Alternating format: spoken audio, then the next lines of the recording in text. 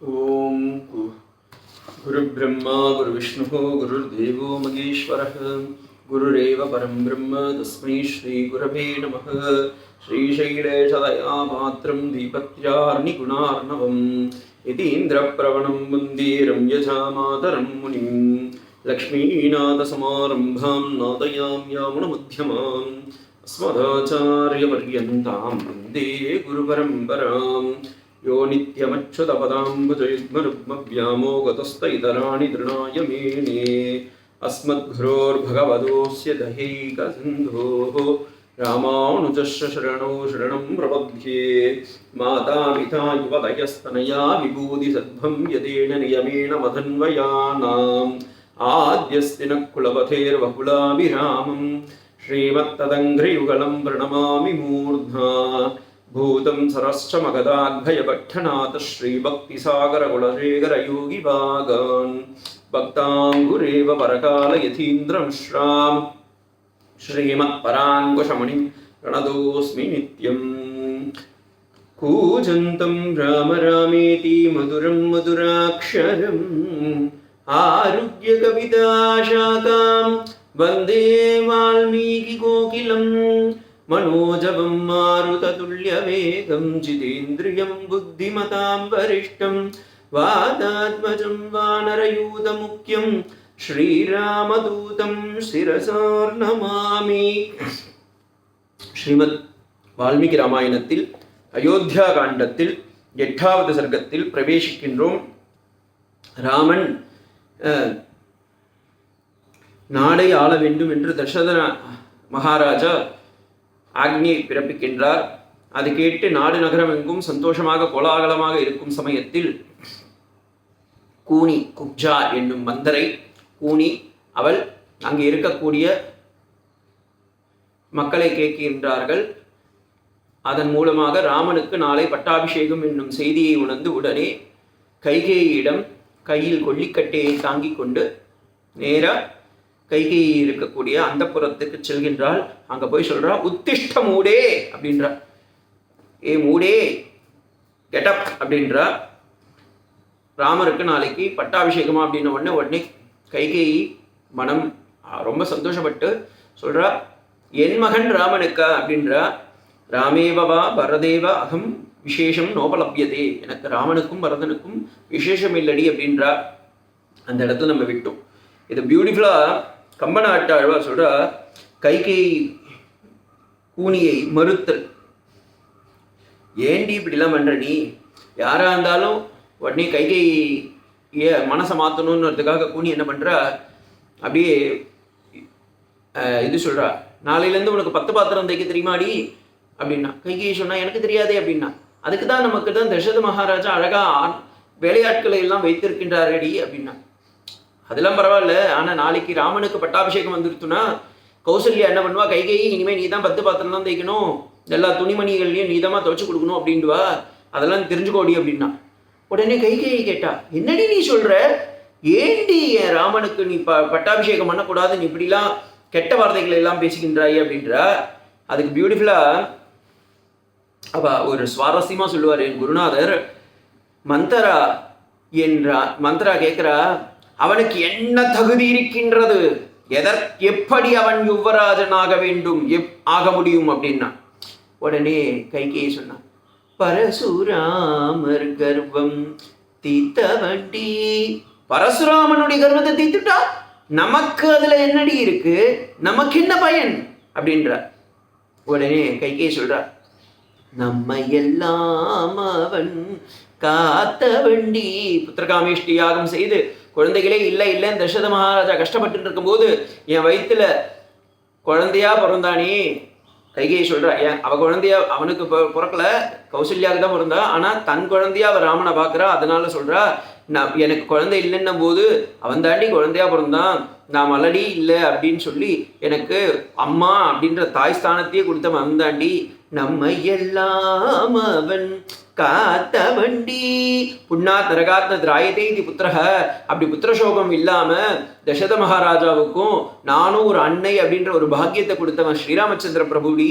அதனால சரி ஓகே, குழந்தையா பிறந்துட்டான்னா அவனுக்கு என்ன தகுதி இருக்கு, அவன் எப்படி பட்டத்துக்கு வர முடியும் அப்படின்றா.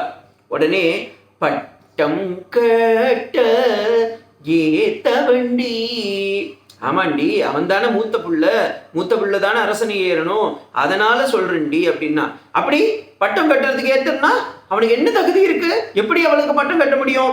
4 பேரில் மூத்த வண்டி. பியூட்டிஃபுல்லா சொல்றார். ஆமாண்டி 4 பேர்ல மூத்தவனா பிறந்துட்டா அது ஒரு பெரியமா, அது உனக்கு ரொம்ப இதுவா அப்படின்னா. அவனின் கண்மணி. பியூட்டிஃபுல்லா சொல்றார். பரசுராமன் கர்ப்பம் தீத்த வண்டி, நம்மை எல்லாம் காத்த வண்டி, 4 பேரில் மூத்த வண்டி, அவன் என் கண்மணி. அப்படி உனக்கு கண்மணினா உனக்கு ரொம்ப பிடிக்கிறதுன்றதுக்காக கைகேயி அவனுக்கு பட்டம் கொடுக்கணும்னு நீ நினைக்கிறியா அப்படின்னா, அப்படி இல்லடி. தேர்ஃபோர் ராமனுக்கு மன்னன் முடி தரித்தாலே நன்மை உண்டு ஒரு காலே அப்படின்னு அருணாச்சல கவி பியூட்டிஃபுல்லா. நம்ம கவிகளுக்கு ஈக்குவல் வேற யாருமே கிடையாது. என்னமா சுவாரஸ்யம், அப்படியே அந்த பக்தி ததும்புறது பாருங்க. அப்படி சொல்றா. அந்த இதுல சொல்லும்போது சொல்றார், இதே நம்ம கம்பநாட்டாழ்வார் இன்னும் சூப்பரா சொல்றார்.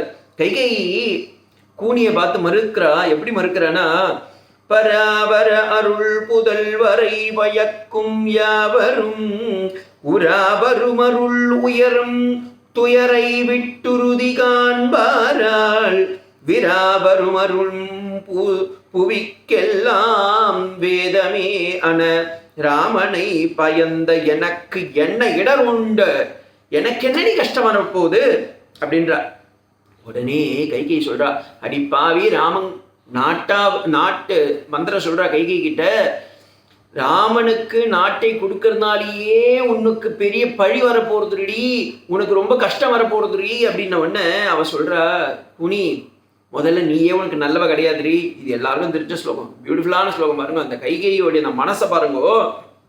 கம்பநாட்டாழ்வார் 1471வது பாசுரத்தை சொல்றார், எனக்கு நல்லையும் அல்லை நீ என் மகன் பரதனுக்கு நல்லையும் அல்லை, அத்தருணமே நோக்கின் உனக்கு நல்லையும் அல்லை, வாழ் வந்துனை தூண்ட மனத் நல்லன சொல்லினை மதியிலா மனத்தோய், மதியில்லா மனத்தோயே, நீ எனக்கு நல்லவள் அல்ல, நீ இப்படி கெட்ட வார்த்தைகள்லாம் சொல்றியே, ராமனுக்கு மணிமுடி தரிக்க கூடாதுன்றியே, நீ எனக்கே நல்லவள் இல்லடி. ஏன்னா என் மகன் ராமன் அவன், அவனுக்கு நீ பட்டம் கட்ட வேண்டும், அது நீ வேண்டான்னு சொல்றியே, நீ நல்லவளாடி அப்படின்னு கேட்கிறார். அது மட்டுமா, என் மகன் பரதனுக்கும் நீ நல்லையும் அல்லை. கரெக்டா கைகை கொடுத்த ஒரே ஒரு நல்ல ஸ்டேட்மெண்ட் இது ஒண்ணுதான் கம்பராமாயணத்துல. உனக்கு கூனி நீ நல்லவள் இல்லை, ஏனென்றால் நீ எனக்கு நல்லது செய்வனாக இல்லை. ஒரு தோழியானவள் எப்பொழுதும் நல்லது செய்ய வேண்டும், ஆனால் நீயோ நல்லது எனக்கு செய்ய மாற்றுகின்றாய் அப்படின்றார். அடுத்தது, நீ எனக்கே நல்லவள் இல்லைன்னா என் மகன் பரதனுக்கு கண்டிப்பா நீ நல்லவனா இருக்க மாட்டேன். ஏன்னா என்னை எப்படி இப்படி சூழ்ச்சி பண்ணிட்டு இருக்கோ அதே மாதிரி என் மகன் பரதனுக்கும் இதே மாதிரி தாண்டி நீ ஏதாவது சூழ்ச்சி பண்ணிடுவ. அவன் ரொம்ப நல்ல குழந்தடி. அதனால்தான் இப்ப கேகேயி தேசத்துல அசோபதி மகாராஜா கூட இருந்துட்டு இருக்கான். அவங்ககிட்ட இங்க இருந்திருந்தானா இன்னாரும் அவனுடைய மனசையும் மாத்திருப்படி, அம்மா ராமனையும் பரதனையும் பிரிச்சு வச்சுருப்பியடி அப்படின்ற. அது மட்டுமா, அத்தருணமே நோக்கின் உனக்கே நீ நல்லவள் இல்லை, உண்ட வீட்டுக்கே ரெண்டகம் செய்தி கூனி, நீ தசரத மகாராஜாவுடைய பேலஸ்ல உட்கார்ந்துட்டு அவ போடுற சாப்பாடு எள்ளு சாதம் கொள்ளு சாதம் புளி சாதம் தை சாதம் எல்லாத்தையும் சாப்பிட்டு அவருக்கே உல வைக்கிறியடி, நாட்டு மக்களுக்கும் நாட்டுக்கும் கெடுதல் இருக்கின்றியே, அதனால் நீ உனக்கே நல்லவள் அல்லடி. அது மட்டுமல்ல, அத்தருணமே நோக்கின் நீ இருக்கிறதுக்கே இந்த பூமிக்கு பாரம். இதுதான் மலையாளத்துல பியூட்டிஃபுல்லான்னு சொல்லுவா. மலையாளத்துல என்ன சொல்லுவான்னா, அரியை கொல்லி பூமிக்கு பாரம் அப்படின்னு. அரினா சோறுன்னு அர்த்தம். சோத்தை சாப்பிட்டு கடைசியில பூமிக்கு பாரமா இருக்காலாம். அது மாதிரி ஆயிட போறடி அப்படின்னு சொல்லி கைகேயி என்ன பண்ற, இந்த மந்திரைய இப்பெல்லாம் நீ பேசக்கூடாதுரி அப்படின்றா. ஆனா அவளுடைய பிராரப்தம் பாருங்கோ, மேல வானவர்கள் எல்லாம் ஒன்னாங்க சேர்ந்து, ஐயோ கைகை இப்படி நல்லவளா இருக்காளே, அவன் மனசை கொஞ்சம் பிரெயின் வாஷ் பண்ணுங்கன்னு சொல்லிட்டு உடனே 8வது சர்க்கம் 10வது ஸ்லோகம் அப்படியே மாத்திரா. பிராப்தானாம் வசுமதி பிராப்ரதிம் பிரீதானாம் தாம் ஹதாத்விஷம். அப்படி நல்ல மனசுல இருக்கிற அந்த கைகைய அப்படியே மாத்திடுறாளாம். ஆஃப்டர் சரிடி நீ சொல்ற மாதிரியே சொல்ற, அப்படியே இருந்தாலும் பரதனுக்கு என்னடி ஆக போகுதுன்னா, பரதன் நாட்டை ஆள முடியாது. ராமனுக்கு அப்புறமா அவன் புள்ள, அப்படிதானே நாட்டை ஆள முடியும். அப்போ பரதன் என்ன ஆவான் அப்படின்னா, பரதனுக்கு நல்லா தானே இருக்காண்டி, நல்லா இல்லடி, அவன் கஷ்டப்படுவான். அப்புறமா உனக்கும் மரியாதை கிடையாது, உன் பரதன் மகனுக்கும் மகன் பரதனுக்கும் நல்லது இல்லாம போயிடும்டி அப்படின்னா, சரி ஓகே ராமன் ஆளட்டும்டி, அவன் அண்ணா பட்டத்துல இருக்கட்டும், அவன் பட்டத்தை விட்டு முடிஞ்சது எனக்கு போதுமா அப்படின்னு சொல்லுவாண்டி, அப்ப நான் பரதனை கூப்பிட்டு ஆண்டு வைக்கிறேன் அப்படின்றா. பாருங்க 13வது ஸ்லோகம். பரதச்சாபித ராமஸ்ய த்ருவம் வருஷசதாம் பரம் பித்ருபௌத்ரமகம் ராஜ்யம் பிராப்னுயாத் புருஷஷப. அது இல்லடி, அப்படிலாம் ஆள முடியாது அப்படின்றா.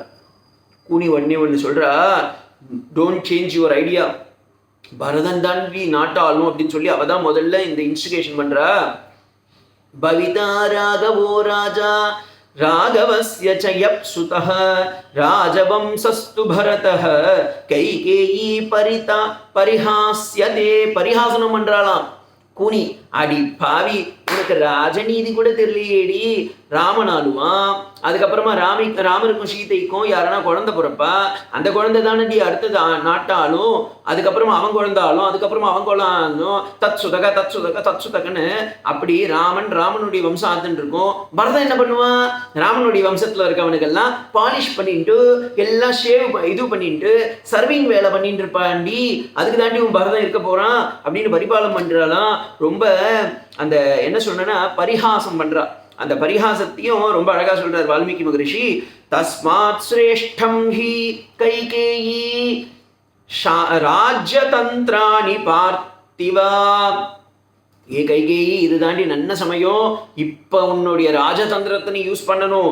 எப்படின்னா யூஸ் பண்ணி பரதனை ராஜாவா மாத்திட்டு அப்படின்ற. இவன் சொன்னா, அடிப்பாவி என்னடி நீ சொல்ற, எப்படி நீ ஆக்குறது, ராமனுக்கு அப்புறமா தாண்டி பரதன் வருவான். இப்ப ராமன் நன்னா தானே இருக்கான், அவன் நாட்டுல தானே ஆண்டுன்னு இருக்கான், வசிஷ்டரும் டிக்ளரேஷன் பண்ணிட்டாரு, உபவாசம் பண்றதுக்கு ரெடி ஆகிட்டு இருக்காரு அப்படின்ன என்ன பார்த்துக்கோடி.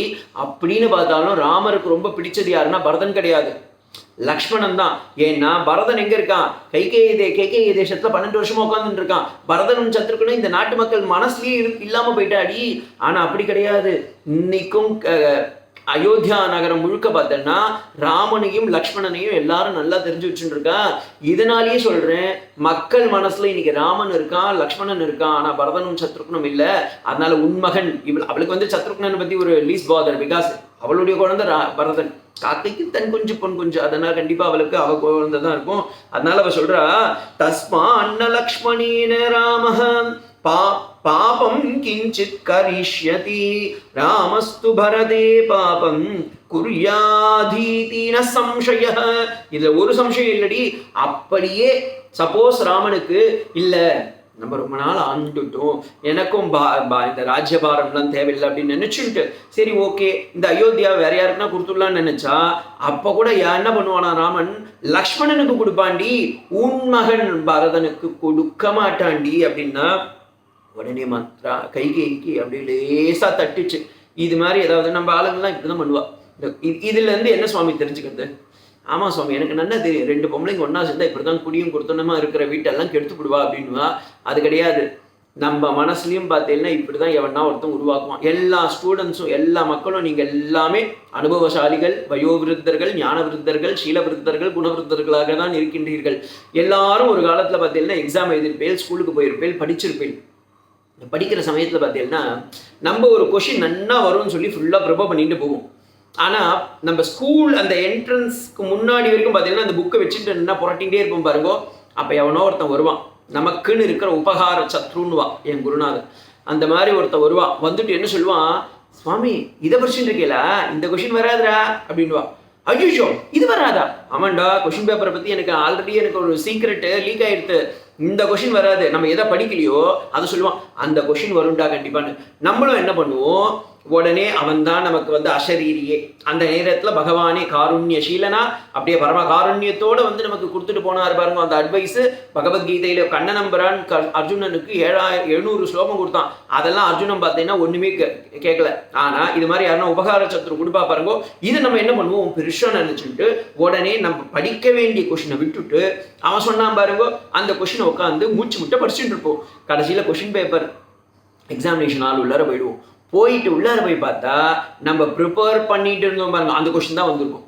அவன் சொன்னான் பாருங்க அந்த கொஷின் வந்தே இருக்காது. இது எல்லார் வாழ்க்கையிலையும் எவனா ஒரு உபகார சத்துரு அப்பப்போ இருந்திருப்பான். அவனுக்கெல்லாம் இந்த இன்சிடென்ட் தான். நமக்கும் நல்ல கர்மங்கள்லாம் அப்பப்போ வந்து நடக்கும். ஆனால் எவனா ஒருத்தன் என்ன பண்ணுவான், நான் மாந்திரிகம் பண்ணுறேன் தாந்திரிகம் பண்ணுறேன் இதை பண்ணுறேன் அதை பண்ணுறேன் உங்களுக்கு லக்கு கொடுக்குறேன் உங்களுக்கு இது கொடுக்கும் அப்படின்னு சொல்லிட்டு இப்போ இந்த இதுலாம் பார்த்தீங்கன்னா கேரளா முழுக்க லாட்ரி டிக்கெட்டு லாட்ரின்னு கடைசியில் இவன் லோன்னு அலைஞ்சிட்டு இருக்கான். அது மாதிரி பார்த்தீங்கன்னா எங்கே பார்த்தாலும் இதில் என்ன பெரிய விஷயம் தெரியுமா, அவன் வாங்குறவன் பிச்சைக்காரன் ஆகிடுவான், ஆனால் விற்கிறவன் பணக்காரன் ஆகிடுவான். ஏன்னா அவன் விற்கிறது பெரிய லெவலில் தான் வித்துட்டு இருக்கான். அதே போல தான் இவங்கெல்லாம் என்ன பண்ணுவாங்க, நல்ல மனசை வந்து ஈஸியாக பிரெயின் வாஷ் பண்ணிடுவான்.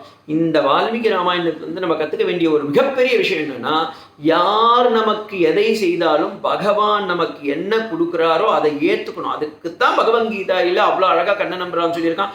எதிர்ஷாலாப சந்துஷ்டஹ துவந்த்வாதீதோ விமத்சரஹ சமம் சர்வேஷு பூதேஷு திஷ்டந்தம் பரமேஸ்வரம் அப்படின்றார் இன்னொரு இடத்துல.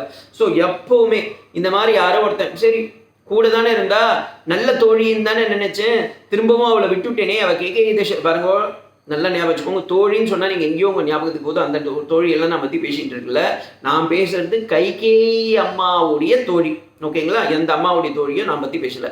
ஸோ இல்லை எனக்கு அவள் கூடியே இருந்தவ அப்படின்னு சொல்லி கைகேயி தேசத்துலேயே விட்டுட்டு வந்திருக்கணும்ல.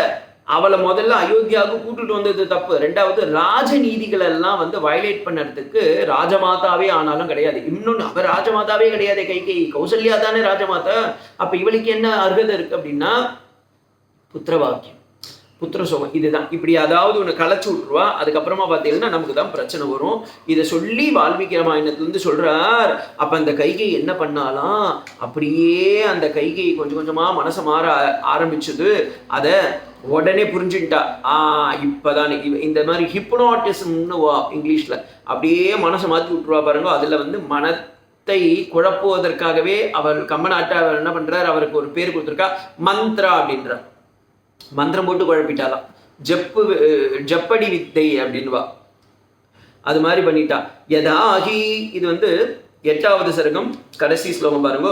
யதாஹி ராம பிருத்திவியாம் ஆப்ஸ்யதி பிரபூதரத்னாகர சைலபத்னாம். இது சரியான இது இப்போ ஒன்றும் இல்லடையே. உனக்கே நீ ஏதாவது ஒரு தான தர்மம் பண்ணணும்னு நினைச்சா கைகேயி இதுக்கப்புறமா முடியாதுடி. ஏன்னா நீ ஏதாவது ஒரு தான தர்மம் பண்ணணும்னு நினைச்சுன்னா நீ என்ன பண்ணணும், நேராக போய் கௌசல்யா கிட்ட போய் பிச்சை எடுக்கணும். கௌசல்யா என்ன பண்ணுவா, ராமர்கிட்ட இருந்து வாங்கி கொடுப்பா. அதை தாண்டி நீ எடுத்து நீ மற்றவாளுக்கு புறத்து யாருக்கெல்லாம் தானம் கொடுக்க முடியும். அப்படி உன்னுடைய ஃப்ரீடம் எல்லாமே வந்து நெசுக்கப்படும் அப்படின்றா. யதா ஹி ராம பிருதிவ்யாப்ஸ்யதி துருவம் பிரணஷ்டோ பரதோ பவிஷ்யதி. உனக்கு பரதனுக்கும் உனக்கும் பெரிய நஷ்டம் வந்துடும்டி. அதோஹி சம்சித்தயா ராஜ்யமாத்மஜே பரஸ்ய சைவாத்ய விவாஸ்கராம். இப்படி சொல்றா. உடனே கைகை அப்படியே உட்காந்துட்டா. ஐயோ என்னடா இது இப்படி பண்ணிட்டாலே, நான் என்ன பண்ணுறது அப்படின்றா. உடனே தசரதன் ஒரு நாள் வாக்கு கொடுத்தானே, உனக்கும் நீயும் தசரதனும் ஒரு முறை இந்த சம்பாசுர யுத்தம்னு ஒன்று நடந்தது. சம்பராசுர யுத்தம்னு அந்த யுத்தம் நடக்கும்போது தேவர்களுக்காக சண்டை போடுவதற்காக தசரத மகாராஜா போனாரா. அப்படி போயிருக்கும்போது நீ அவருக்கு தேரோட்டியா முதல்ல ஹஸ்பண்ட் எங்கன்னா சண்டைக்கு போறாருன்னா முதல்ல ஒய்ஃபை கூட்டுட்டு போகக்கூடாது. நல்லா ஞாபகம் வச்சுக்கோங்க. அப்படியே கூட்டிட்டு போனா. ஏன்னா அந்த காலத்துலலாம் இது மாதிரி ஒரு 4-5 பேர் இருந்திருக்கா. நான் அடியனுக்கு தெரிஞ்சது 3 பேர். ஒன்று சத்தியவதி, அவங்க தான் நரகாசுரனை அழிப்பதற்கு காரணமாக இருந்தார்கள். கிருஷ்ண பரமாத்மாவுக்கு சாரதியாக இருந்தவங்க. சாரதியாக இருக்கிறது தப்பு இல்லை, ஆனால் சாரதியாக இருந்து வரத்தை வாங்கிட்டு வர்றது ரொம்ப பெரிய தப்பு. கைகேயி தசரத மகாராஜா சம்பராசுர யுத்தம் போயிருக்கும்போது அவருக்கு டிரைவர் இல்லாமல் போயிட்டா போல இருக்கு. இல்லை தசரத மகாராஜாவுக்கு கைகேயி நன்னா ஓட்டுறாளின்னு சொல்லி அவளை கூப்பிட்டு சாரதியாக உட்கார வச்சுட்டார். அந்த யுத்தம் நடந்துட்டு இருக்கும்போது ஒரு அசுரன் என்ன பண்ண, அந்த சம்பராசுரன் என்ன பண்ணிட்டான், தசரத மகாராஜாவுடைய தேர் சக்கரத்தை கீழே இறக்கி விட்டான். எப்படி கர்ணனுக்கு வந்து தேர் சக்கரம் கீழே இறக்கப்பட்டதோ, அப்ப சல்யன் எப்படி வந்து அவனை காக்க மறுத்து விட்டானோ, அதே போல இந்த இடத்துல ஆனா இவ காக்க மறுக்கல. உடனே தான் கணவன் தன் திருமாங்கல்யத்தை உடனே காத்துக்கணுமே, அதுக்காக அவன் என்ன பண்ணிட்டா, தன்னுடைய 2 விரல்களை எடுத்துட்டு போயிட்டு அந்த இடத்துல அந்த தேர் சக்கரத்துல விட்டுட்டாலாம். விட்டுட்டு அந்த தேர் சக்கரத்தை காப்பாத்தினா. அதனால தசரத மகாராஜா அந்த யுத்தத்தை நன்னாக புரிந்து இந்திரன், சந்திரன், வருணன், குபேரன், வாயு எல்லாரும் அவங்களை ஆசீர்வாதம் பண்ணும்போது அப்ப தசரத மகாராஜா சொன்னாராம், this victory goes to the credit goes to none other than the Kaikeyi. so please Kaikeyi, you ask for any boon அப்படின்னுட்டார். அவர் என்ன பண்ணுவார், அப்பப்ப அள்ளி வீசிடுவார் அரசியல்வாதி மாதிரி வாக்குங்கள் எல்லாம். உடனே அவர் என்ன பண்ணி, கைகேயி என்ன சொன்னா, அவர் ரொம்ப சாமர்த்தியமானவர், இப்போதைக்கு எனக்கு வேண்டாம், ஏன்னா நான் போர்க்காலத்தில் யுத்தத்தில் இருந்துருக்கேன், இப்போ என்ன நான் ஆன்லைனில் கூட எதுவும் புக் பண்ண முடியாது, ஸோ வேணா நம்ம after reaching to Ayodhya I shall ask you அப்படின்னு சொல்லி விட்டுட்டா. அவ்வளோ மறந்துட்டா, எவ்வளோ வாரம் இவர் கொடுக்குறேன்னு சொல்லிட்டு கொடுக்காம இருக்கார், நம்ம என்ன பண்ணதுன்னு சொல்லி விட்டுட்டா. அந்த வாரத்தை இவ வந்து என்ன பண்ணியிருக்கா, கைகேயி சும்மா ஆள் இல்லை, எப்படி நான் ஜெயிச்சேன் தெரியுமாடி அப்படின்னு சொல்லி இந்த கைகேயி கிட்ட மந்திரா கிட்ட இதெல்லாம் பத்தி சொல்லிட்டு இருப்பா. அப்படி கைகேயி மந்திரா கிட்ட சொன்னதை மந்திர நோட் பண்ணி எடுத்துரும். அவன் என்ன பண்ணியிருக்கா, டெய்லி டைரி மெயின்டைன் பண்றா போல இருக்கு, அதில் நோட் பண்ணி வச்சுட்டக்கா. வச்சுட்டு இப்போ அவ கேட்குறா, மந்திர கைகேயி, அந்த ஒரு நாள்ல நீ சொன்னியே எனக்கு இப்படி சம்பாசுர யுத்தத்துல வந்து இப்படி நடந்ததுன்னு, அந்த சம்பராசுர யுத்தத்துல நடந்ததுக்கு நீ 2 வரம் கேட்குறேன்னு சொன்னியே, அதை கேட்க மறந்துட்டியே, அந்த வரங்களை இப்போ கேட்டுடுறியா அப்படின்னா, அததான் பாருங்கோ 9வது சர்க்கத்துல 11வது ஸ்லோகத்துல கைகேயிக்கு மந்திர ஞாபகம் படுத்துறா. புரா தெய்வாசுர யுத்தே சக ராஜர்ஷிபி பதிதிஹி ஆகச்வம் உபாதாய தேவராஜஸ்ய சக்யகிருத் சாகிருத்.